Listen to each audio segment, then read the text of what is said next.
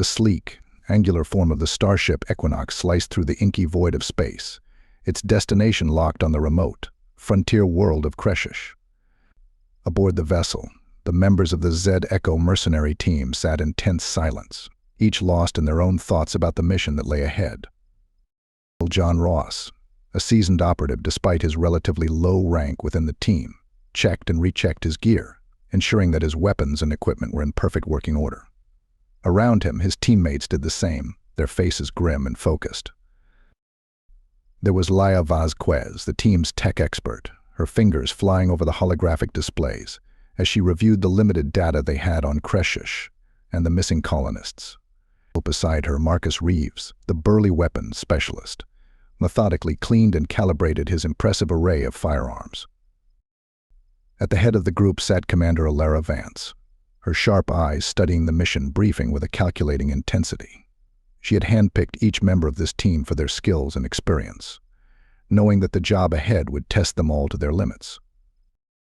"Listen up," Vance called out, her voice cutting through the tense silence. "We're approaching Kreshesh. Our objective is to locate and investigate the S colony, which went dark 3 weeks ago. No contact, no distress signals, nothing. The government that hired us is scared shitless, and they don't want to risk their own people. That's where we come in." John nodded, his jaw set. The Z Echo mercenaries were known for taking on the jobs that others wouldn't touch, the ones that were too dangerous or too politically sensitive for official channels. This mission certainly fit that bill. "What do we know about the planet?" Laia asked, her brow furrowed. "Not much," Vance admitted. "It's a jungle world, largely unexplored. The Theseus colony was a small scientific outpost, studying the local flora and fauna. They were supposed to check in every 48 hours, but they missed their last 3 scheduled contacts."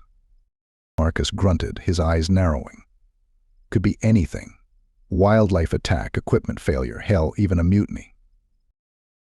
"That's what we're here to find out," John said, his voice calm and even. "We find out what happened to those colonists, and we report back. Simple as that." But even as he spoke the words, John couldn't shake the feeling that this mission was going to be anything but simple. There was something about the whole situation that set his nerves on edge, a creeping sense of unease that he couldn't quite put his finger on. As the Equinox descended through Kresh's atmosphere, the thick canopy of the jungle coming into view below them, John steeled himself for whatever lay ahead. He had a job to do, and he would see it through, no matter the cost. But little did he know, as the ship touched down on the planet's surface, that he and his team were about to stumble into a mystery far stranger and more terrifying than any of them could have ever imagined. The humid, oppressive heat of the jungle hit John like a wall as he stepped out of the Equinox, his boots sinking into the soft, loamy soil. Around him, the rest of the team fanned out, their weapons at the ready, scanning the dense foliage for any signs of danger. "The Theseus colony is about 2 clicks north of our position," Laia said, consulting the holographic map projected from her wrist-mounted display. "Terrain looks pretty rough, but we should be able to make it on foot." Vance nodded, her face glistening with sweat in the sweltering heat. "All right, team, let's move out. Keep your eyes peeled and your comms open. We don't know what we're walking into here." As they set off into the jungle, John couldn't shake the eerie sense of stillness that seemed to hang over everything. The usual sounds of a rainforest, the chirping of birds, the buzzing of insects, the rustling of small animals in the undergrowth were conspicuously absent. It was as if the entire planet was holding its breath, waiting for something to happen. After a grueling hour-long trek through the dense foliage, they finally reached the outskirts of the Theseus colony. John felt his heart sink as he took in the scene before him. The settlement was completely deserted, its prefabricated buildings standing silent and empty in the dappled sunlight that filtered through the jungle canopy. There were no signs of life, no movement, no sound. It was as if everyone had simply vanished into thin air. "Fan out and search the buildings," Vance ordered, her voice tight with tension. "Look for any clues, any signs of what might have happened here. And stay on your guard." John made his way to the nearest structure, his rifle at the ready, his senses on high alert. The door slid open with a soft hiss as he approached, revealing a dimly lit interior that looked like it had been abandoned in a hurry. Dishes lay on the table, clothes were strewn across the floor, and one wall displayed a half-finished game of holographic chess. What the hell happened here? Marcus wondered aloud over the comm, his voice small in the empty room. John was about to reply when something on the table caught his eye, a sleek, metallic object that seemed to shimmer and pulse with an inner light. He picked it up gingerly, turning it over in his hands. It was unlike anything he had ever seen before, not human technology, but something else entirely. "Guys," he said over the comm, his heart pounding in his chest. "I think I found something. You're going to want to see this." As the rest of the team converged on his position, John couldn't shake the feeling that they were on the precipice of something much larger and much more dangerous than a simple missing persons case. And deep down, he knew that this was only the beginning. The team gathered around the strange device, their faces bathed in its eerie, pulsating glow. Laia reached out to take it from John, her eyes widening as she turned it over in her hands. "I've never seen anything like this," she breathed, her voice tinged with equal parts wonder and apprehension. "It's not human tech, that's for sure, but it's not like any alien technology I've ever encountered either."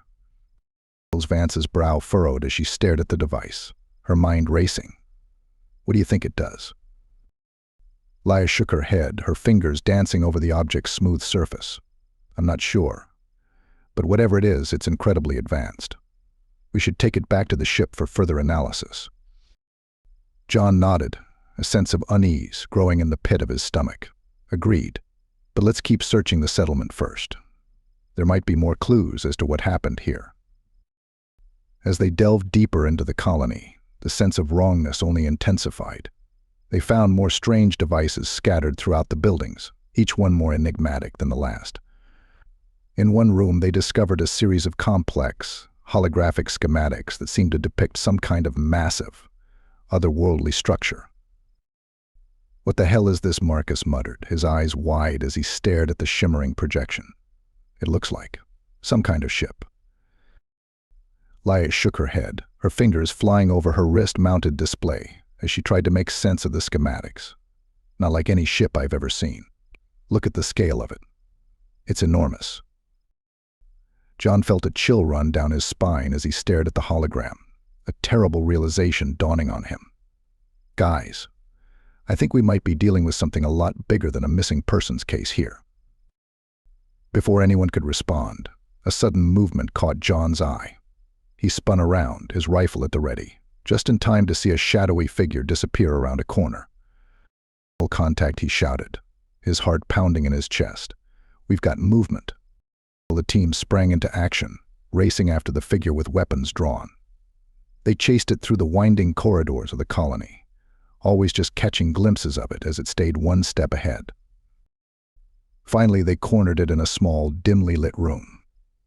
John trained his rifle on the figure, his finger tense on the trigger. "Don't move," he barked, his voice harsh in the stillness. "Turn around slowly, hands where I can see them." The figure complied, turning to face them with deliberate, almost mechanical movements.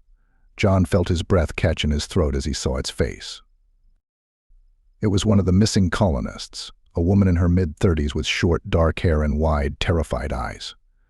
But there was something wrong with her, something terribly, unnervingly wrong. Her skin was pale and waxy, her movements stiff and jerky like a malfunctioning robot. And when she spoke, her voice was flat and emotionless, as if she were reading from a script. "You should not have come here," she intoned, her dead eyes staring straight through them. "They are watching. They are always watching." And with that, she collapsed to the ground, her body convulsing in a series of violent spasms before finally going still. John exchanged a horrified glance with his teammates, a cold sweat breaking out on his forehead. What the hell had they stumbled into? The team stood in stunned silence, staring down at the lifeless body of the colonist. Laia was the first to move, kneeling down beside the woman and checking for a pulse. She looked up at the others, her face grim. "She's gone," Laia said quietly, her voice shaking slightly. "But what the hell was that? The way she moved, the way she talked. It wasn't human." Vance's jaw clenched, her eyes hard as she scanned the room for any further threats. "We need to keep moving," she said, her voice brooking no argument. "Whatever happened here, we need to find out what it was and report back. The longer we stay, the more danger we're in." John nodded, forcing himself to tear his gaze away from the dead woman's face. "Laya, see if you can download any data from the colony's mainframe. Maybe there's some kind of security footage or logs that can tell us what happened." As Laya set to work, the rest of the team continued to search the settlement, their nerves on edge and their weapons at the ready. They found more evidence of the strange technology scattered throughout the buildings, as well as signs of a hasty evacuation, overturned furniture, scattered belongings, and half-eaten meals left on tables. But it was in the colony's central command center that they made their most chilling discovery. Marcus was the one who found it, his voice tight with tension as he called the others over. "Guys, you need to see this." On the main view screen, a grainy, distorted video feed played out in jerky, stuttering frames. It showed the colonists going about their daily routines, working in the labs, tending to the hydroponics bays, relaxing in the common areas. But then, without warning, a blinding light filled the screen, washing out the image in a sea of white. When it cleared, the colonists were gone, all of them, vanished in an instant. And in their place, hovering in the air above the colony, was an enormous alien ship, a sleek, black behemoth that seemed to defy the laws of physics, its surface shimmering and pulsing with strange, eldritch energies. John felt a chill run down his spine as he watched the footage, his mind reeling with the implications. "They were abducted," he whispered, his voice hoarse with shock. "All of them taken by whatever that thing is." Vance's face was ashen as she stared at the screen, her hands trembling slightly on her weapon. "We need to get out of here," she said, her voice tight with barely controlled fear. "Now." But even as they turned to leave, a sudden, ear-splitting shriek filled the air, a sound that was at once mechanical and horribly, terribly alive.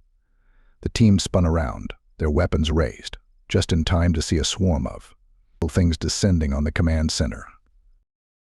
They were small, no larger than a child's toy, but there were dozens of them, sleek, insectoid machines that buzzed and whirred as they darted through the air, their metal carapaces gleaming in the dim light. And as they swarmed towards the team, their razor-sharp appendages glinting with deadly intent, John knew with a sinking certainty that their mission had just taken a turn for the worse. Much, much worse.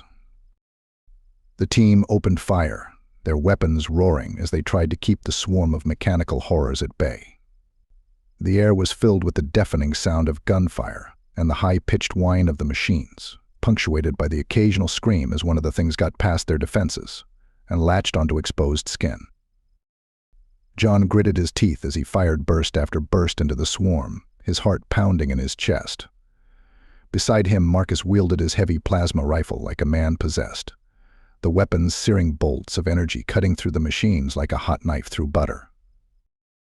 But for every one they destroyed, two more seemed to take its place, the swarm never ending in its relentless assault. Fallback Vance shouted over the din, her face slick with sweat and blood. "We need to get to the extraction point now." The team began to retreat, fighting every step of the way, as they made their way out of the command center and into the colony's winding corridors.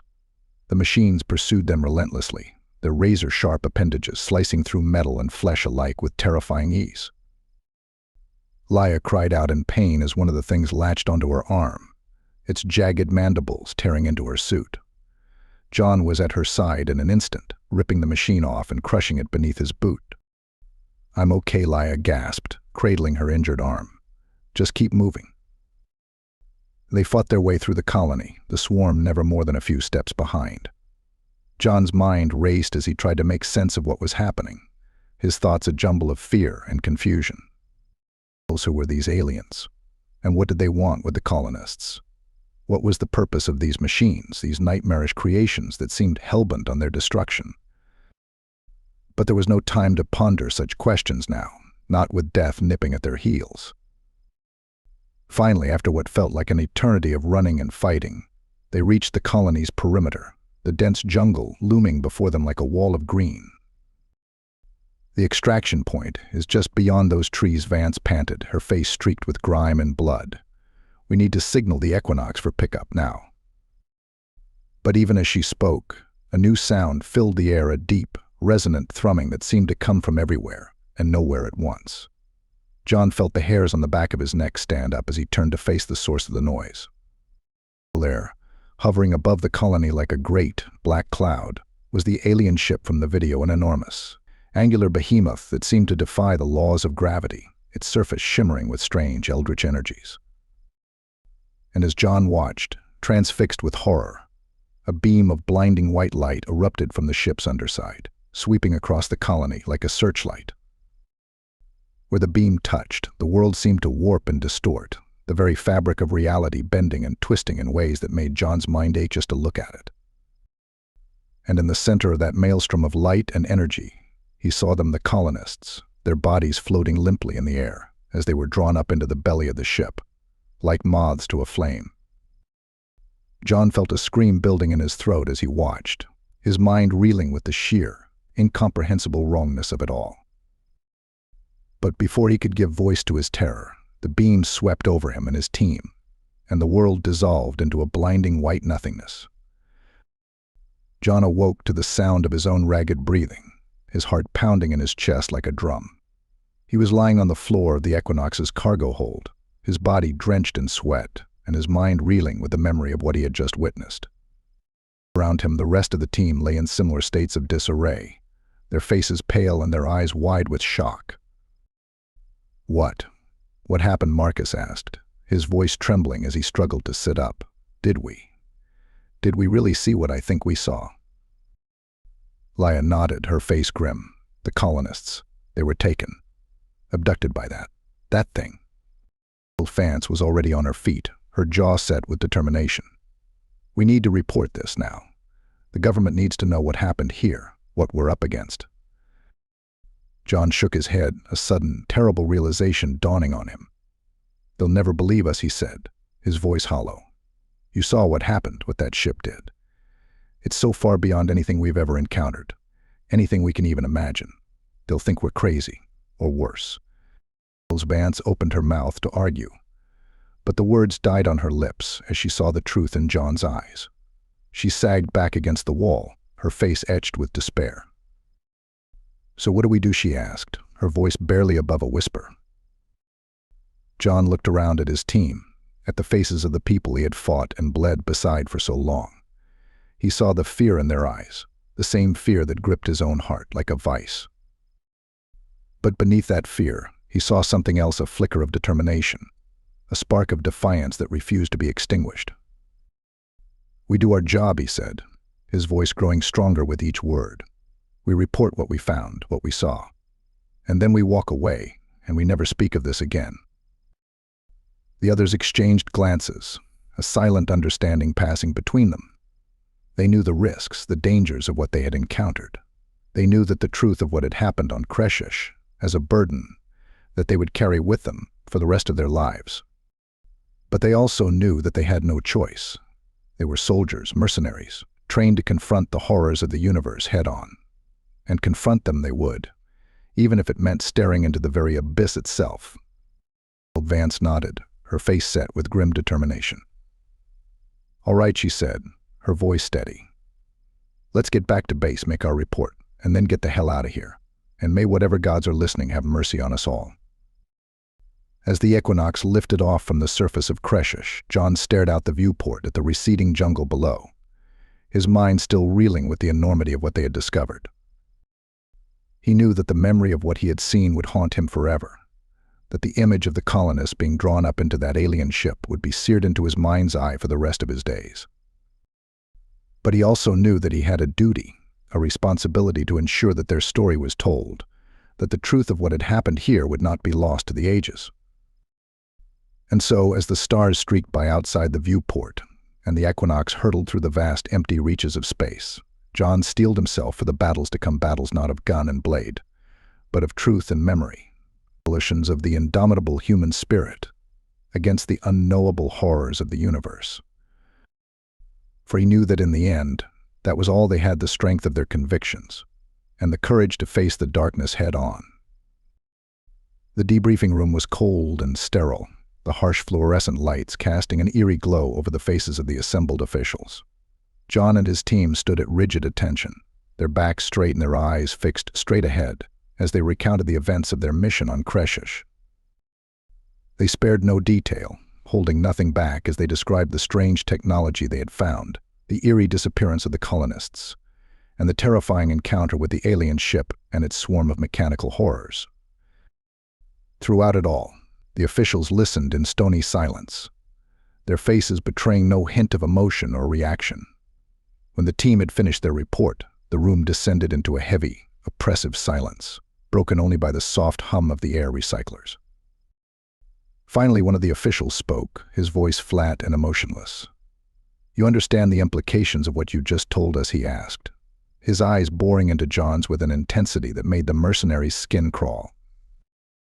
John nodded, his jaw tight. "Yes, sir. We understand that it's beyond anything we've ever encountered before.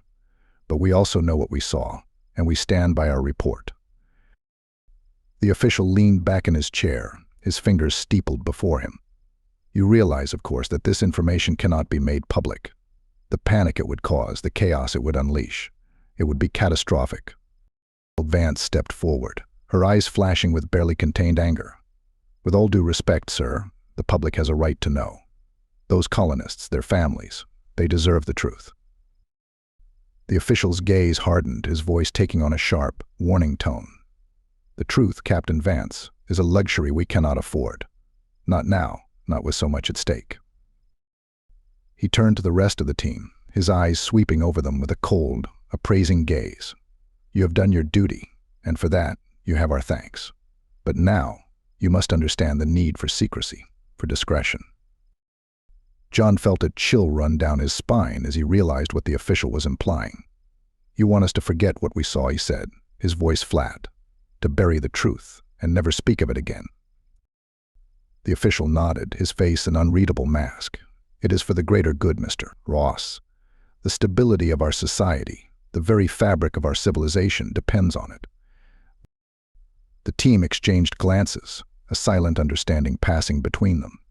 They knew the price of silence, the weight of the burden they would be forced to carry. But they also knew that they had no choice. They were soldiers, trained to follow orders, to put the needs of the many above their own.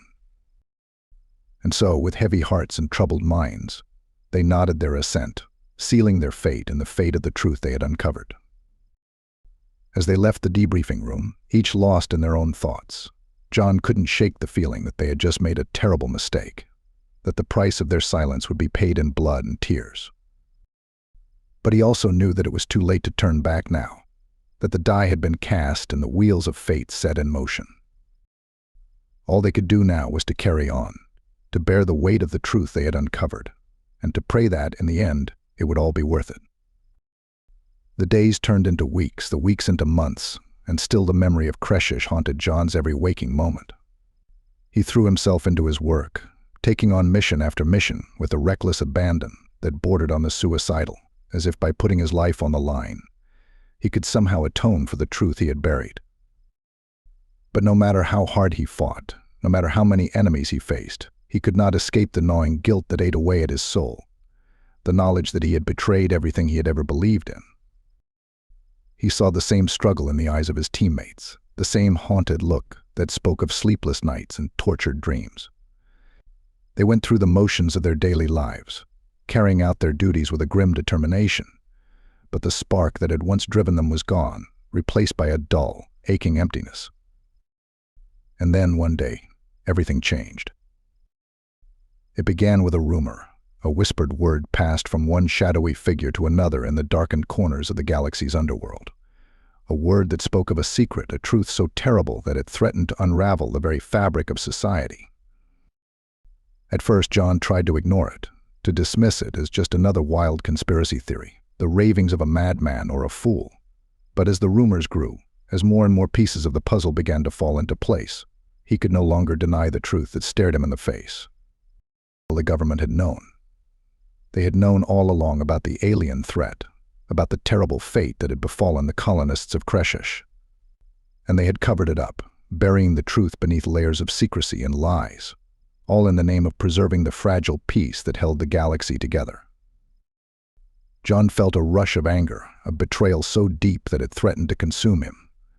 He had trusted them, had placed his faith in the very institutions that had now proven to be nothing more than a facade, a brittle veneer hiding the rot that lay beneath. And with that realization came a newfound sense of purpose, a burning desire to set things right, to expose the truth no matter the cost. He reached out to his old team, to the men and women who had stood beside him on that fateful mission so long ago. And to his surprise, he found that they too had been haunted by the same doubts, the same gnawing sense of unease. Together they began to plan, to gather evidence and build a case that would blow the lid off the greatest cover-up in human history. They worked in secret, meeting in darkened rooms and communicating through encrypted channels, always looking over their shoulders for the watchful eyes of those who would stop at nothing to keep the truth buried. But even as they worked, even as they risked everything to bring the truth to light, John couldn't shake the feeling that they were being watched, that the very forces they sought to expose were closing in on them with every passing day. And as he lay awake at night, staring into the darkness and listening to the sound of his own racing heart, he couldn't help but wonder if they were already too late, if the truth they fought so hard to uncover would be their undoing in the end. The rendezvous point was a seedy bar on the outskirts of a backwater spaceport, the kind of place where the dregs of society went to drink away their sorrows and conduct their shadowy business. John arrived first, his eyes scanning the smoke-filled room for any sign of trouble. He didn't have to wait long. One by one, his old teammates arrived, slipping into the booth beside him with a nod of recognition and a furtive glance over their shoulders. They looked older now, their faces lined with the weight of the years and the burdens they carried. But there was a fire in their eyes, a determination that burned bright despite the darkness that surrounded them. "What have you got?" John asked, his voice low and urgent. Elia slid a data chip across the table, her face grim. Everything, she said. Classified reports, encrypted communications, even a few videos. It's all there, the whole ugly truth. John felt a surge of excitement, of hope so fierce that it almost took his breath away. This was it, the moment they had been waiting for, the chance to finally expose the lies and bring the truth to light. But even as he reached for the chip, he felt a sudden sense of unease, a prickling at the back of his neck that set his nerves on edge. And then all hell broke loose. The door to the bar burst open, and a squad of heavily armed soldiers poured in, their weapons trained on the booth where John and his team sat. They wore the uniforms of the government's elite security force, their faces hidden behind featureless black helmets. Hands up, one of them barked, his voice distorted by the helmet's audio filters. "You are under arrest for treason and conspiracy against the state." John felt a surge of panic, of desperate, animal fear. They had been betrayed, sold out by someone they had trusted. And now they were trapped, caught in a web of their own making. But even as the soldiers closed in, even as the cold metal of their weapons pressed against his skin, John knew that he could not surrender, that he would not go quietly into the night. With a roar of defiance, he launched himself at the nearest soldier, his fists flying in a blur of motion. He heard the crunch of bone, the grunt of pain as his blows found their mark. And then the world exploded in a hail of gunfire and searing pain. John felt the bullets tear through his flesh, felt the hot, sticky blood pouring from his wounds. He stumbled, his legs giving way beneath him as he crumpled to the floor. Through the haze of pain and the roar of the gunfire, he saw his teammates fighting, saw them falling one by one as the soldiers closed in. He saw Laya, her face a mask of determination as she fired her weapon with deadly precision, taking down 2 of the soldiers before a hail of bullets cut her down. And then, as the darkness closed in around him, as the last flickers of life faded from his broken body, John saw something else, something that filled his heart with a fierce, defiant joy. He saw the data chip, lying on the floor where it had fallen in the chaos of the firefight. And he knew, with a certainty that went beyond mere faith, that the truth would not die with him, that the sacrifices he and his team had made would not be in vain. As the last breath left his body, as the world faded to black, John's lips curled into a faint, triumphant smile. They had done it, he thought. They had struck a blow for truth and justice, even in the face of overwhelming odds. And that, in the end, was all that mattered. The news of the firefight at the spaceport bar spread like wildfire, rippling through the seedy underbelly of the galaxy's criminal underworld. Rumors flew, whispers of a secret cabal of mercenaries who had uncovered a terrible truth, only to be silenced by the ruthless hand of the government. But even as the official story took hold, even as the government's spin doctors worked to bury the truth beneath a mountain of lies and disinformation, there were those who knew better, those who had seen the data chip and the terrible secrets it contained. One of those individuals was a young journalist named Samantha Voss, a rising star in the world of investigative reporting. She had been following the rumors of the Kreshesh incident for months, piecing together scraps of information from a dozen different sources. And when she heard about the firefight at the bar, when she learned of the mysterious data chip that had vanished in the chaos, she knew that she had stumbled upon the story of a lifetime. She dug deeper, using every trick and contact in her arsenal to unravel the web of secrecy and lies that surrounded the Kreshesh cover-up. She interviewed witnesses, hacked into classified databases, and followed a trail of breadcrumbs that led her to the very heart of the conspiracy. And what she found there was beyond her wildest nightmares. The truth was even more terrible than she had imagined, a story of government corruption and alien horrors that threatened to unravel the very fabric of human society. She learned of secret experiments, of backroom deals and cover-ups that stretched back decades.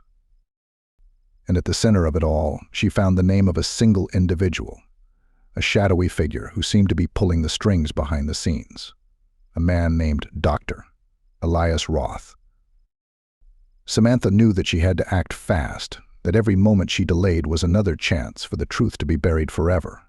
She gathered her evidence, compiled her notes, and prepared to go public with the story that would shake the galaxy to its very core.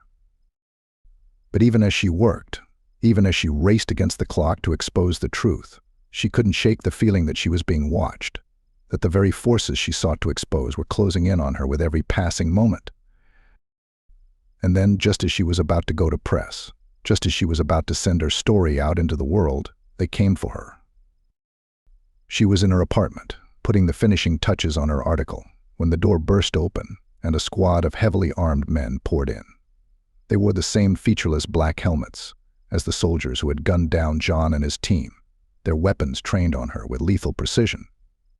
Samantha froze, her heart pounding in her chest as she stared down the barrels of their guns. She knew that she was trapped, that there was no escape. But even as the soldiers closed in, even as they tore apart her apartment in search of her evidence, Samantha felt a strange sense of calm, a feeling of unbowed defiance that burned bright within her. And as they dragged her away, as they bundled her into the back of an unmarked van and sped off into the night, Samantha knew that she had not failed, that her sacrifice would not be in vain. For she had hidden a backup of her story, a secret cache of evidence that would ensure that the truth would not die with her. And someday, she knew, the galaxy would learn the terrible price that had been paid in the name of secrecy and lies.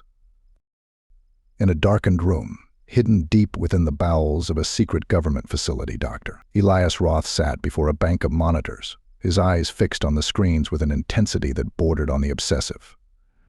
He had been monitoring the situation closely, watching as the threads of his carefully woven web began to unravel. The mercenaries had been a problem, a loose end that he had been forced to tie up. But the journalist, she was something else entirely. She had gotten too close, had seen too much, and now she posed a threat that could not be ignored. Roth leaned back in his chair, his fingers steepled before him as he pondered his next move. He knew that he had to act quickly, that every moment he delayed was another chance for the truth to come to light. But even as he plotted and schemed, even as he marshaled his forces to crush this latest threat to his power, he couldn't shake the feeling that something was wrong, that the very foundations of his empire were beginning to crumble beneath his feet. And then, as if in answer to his darkest fears, the alarms began to sound.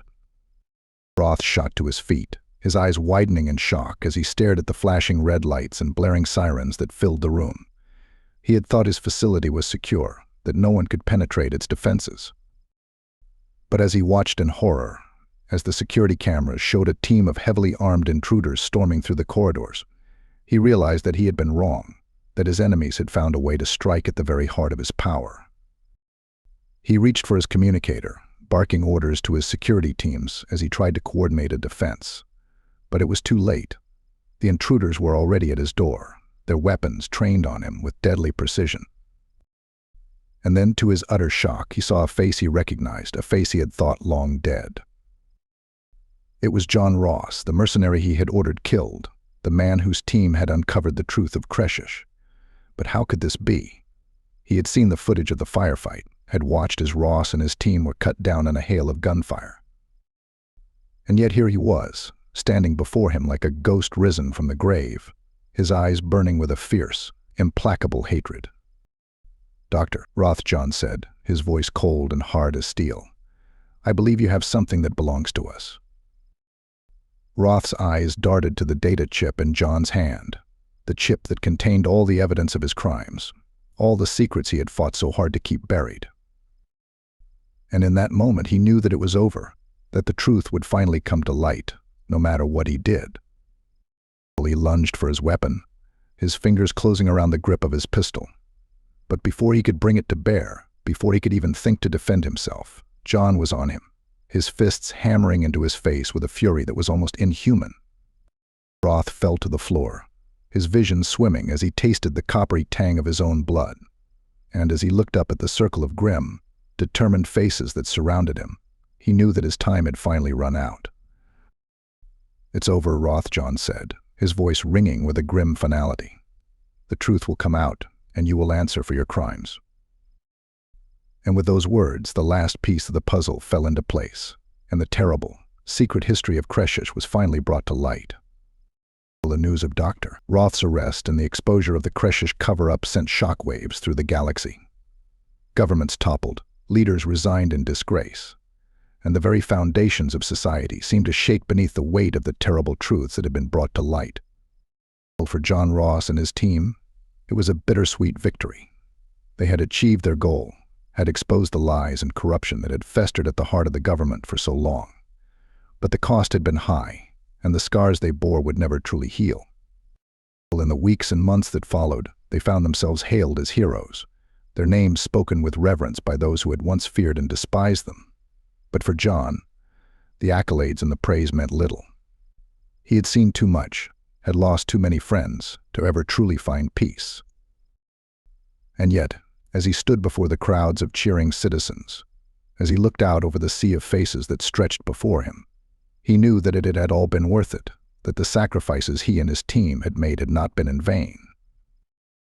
For they had struck a blow for truth and justice, had shown the galaxy that even in the darkest of times, there were still those who would fight for what was right.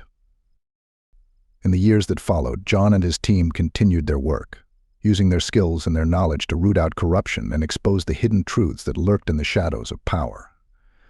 They became a symbol of hope for the oppressed and the downtrodden, a beacon of light in a galaxy that had grown dark with fear and suspicion.